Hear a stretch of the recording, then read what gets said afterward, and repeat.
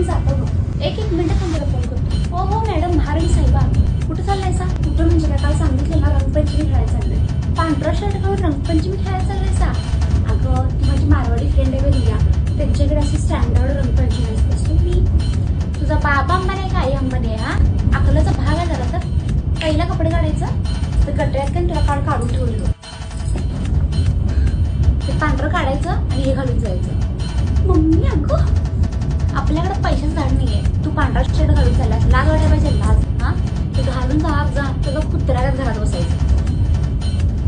झालं मनासारखं जाऊ आता मी. आणि मॅडम आता काय आहे, त्या झिंजा सोडून कुठं काय दाखवायचं जगाला? हा, पहिलं जायचं, केस बांधायचे आणि मग जायचं. म्हणजे थोडासा एवढा मेकअप काढतो, एवढं मेकअप करायची काय गरज नाहीये. शेवटी खेळला तुम्ही कुत्र्यासारखं. ती कुत्र्याने चांगलं म्हणतात. तुमचं रंगपंचमी खेळतात म्हणून कुत्र्याने लाज वाटते. एवढं भारी तुम्ही रंगपंचमी खेळतायसा.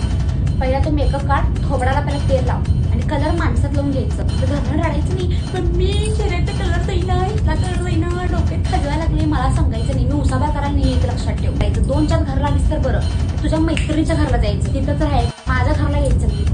हे तोंड वाकडं माझ्यासमोर करायचं नाही. माझ्या उपकाराला खेळणार नाहीस. खेळणार फ्रेंड जा, तुझं घरात अभ्यास करत बस. रंगपंचमी खेळत्या, ते श्रीमंत पांढरा शर्ट घालून बाळ ठेवले.